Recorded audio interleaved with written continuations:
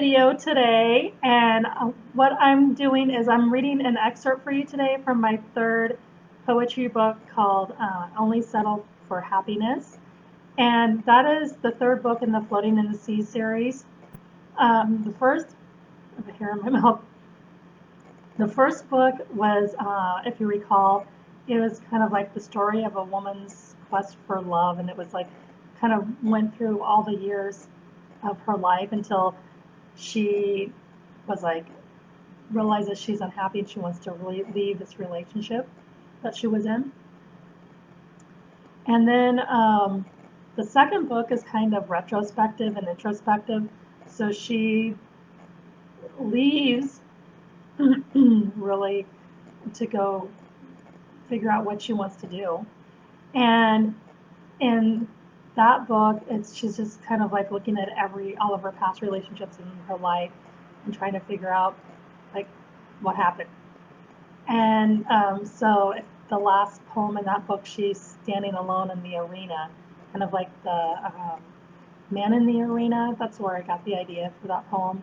Only she's a woman standing alone and like feeling like everyone's watching her, but no one's there with her. So, and There's Only Happiness. The other two books were written in the third person. So, um, kind of that whole feeling sometimes where people feel like they're a bystander in their own lives, or they're sitting on the bench instead of playing on the field, and it's their life, that's the game. And so in those two books, that's what she felt like she was watching her life unfold in front of her. And there's only Settle for Happiness. Um, she decides that she's going to be the leading lady of her own life, that she's the star, that she's the a soccer player, she's the forward. So um, so in this book, at the very beginning of the book is where she leaves her old life behind, and it's in the middle of a pandemic. And this is kind of how it opens. So this is called Freedom, and it's just part of the first poem in the book. And I'm reading the poem off to the side while I'm looking at you, so hopefully we can keep this all going. But here, here it goes. I'll never forget that morning. The morning I woke up and my whole life became something different. Maybe it became more of the same. I looked at my empty office. It didn't seem so empty. My desk was still there, the file cabinets, the shelves by the window. Only the closet was empty. The bedroom looked the same. The bed was the same, the master bath. I even left my makeup on the counter.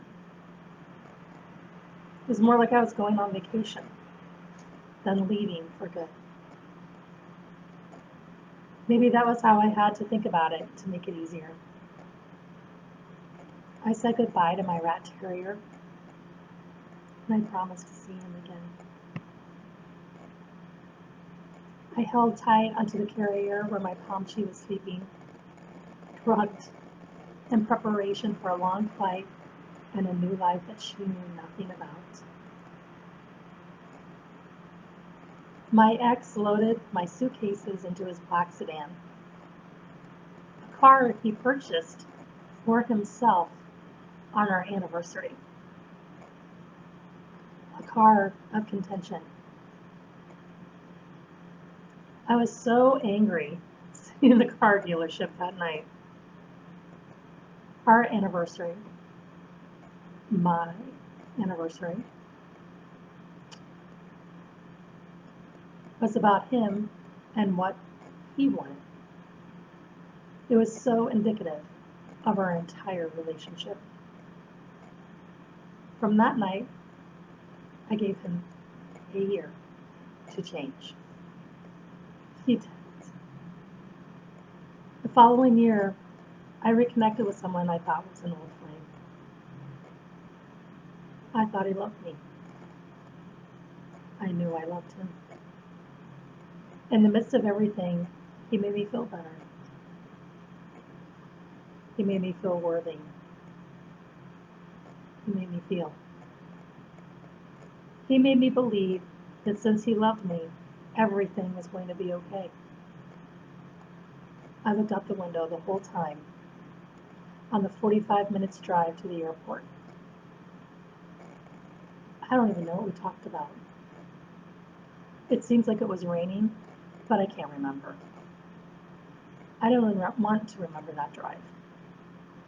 I didn't want to remember leaving the city where I had lived for 15 years to a place I had only visited. I was moving to Idaho. I pushed all of the "what am I doing" thoughts out of my mind.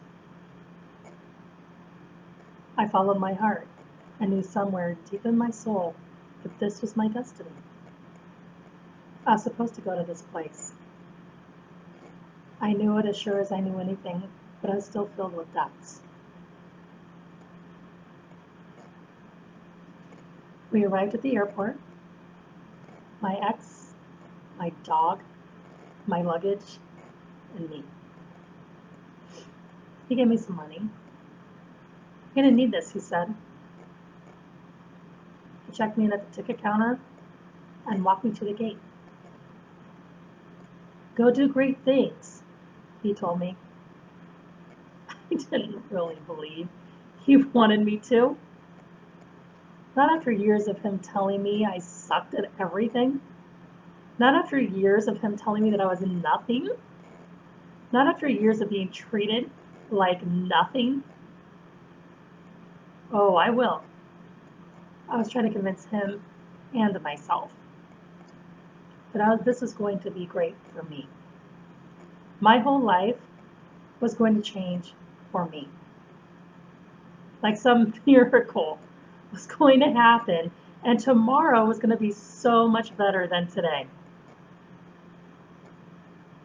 He hugged me one last time, and tears filled his eyes. "I have to go," he told me. I watched as he walked away. I watched as the last 12 years of my life slowly faded into the distance, and all the agony and pain and sorrow went with it. That's what I thought at least. That's what I hoped. I didn't stop to think that pain has a way of lingering and sneaking up on you, even when you think that it's gone. I walked to the terminal with my dog. She was barking and moving in her carrier. "She won't be like this the entire flight," I tried to reassure the flight crew, the other passengers, and myself. I had a mask on, moving in the middle of a pandemic, moving in the middle of the summer, moving in the middle of my life.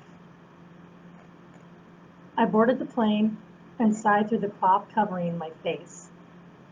A young girl sat next to me. She was happy and interested in my dog. "Your dog is so cute," she said. "Thank you," I replied. We made small talk for a few minutes. The plane took off. I could hear the gentle hum of the engines and the white glowing of the seat vents. I looked out the window. This is my new life. This is the new me. This is where my real life begins. This is where my fantasy becomes a reality. This is where I stop living in the third person. This is where I stop being a bystander in my own life. This is where I become the leading lady. This is where I have my heart's desire. This is where I get to feel loved. This is where the man I love loves me back. I spoke those words over myself.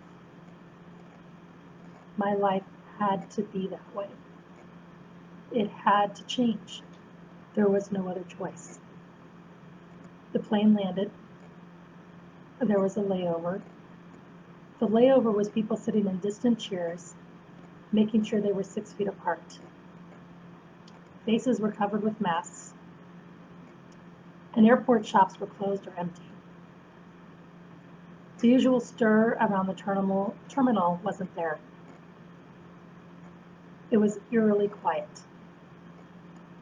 I noticed a lot of people were oddly traveling with their dogs. Maybe I just never noticed before. I locked eyes with those around me, trying to find some kind of support. Anywhere, anything, anyone. They were all doing the same. A country and a world feeling more alone than they ever had before. And here I was. Here I was, moving to a new place, thinking my life was going to miraculously change.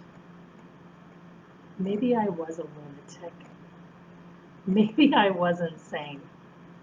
Or maybe I felt like it was a risk worth taking. And that is the opening to the book. I hope that you enjoyed that reading, and I hope it has inspired you to read and download the book. It's available on Amazon for free until December 15th, and after that it's $4.99 or free on Kindle Unlimited. Thank you so much for listening. Have a great day. Take care. Bye-bye.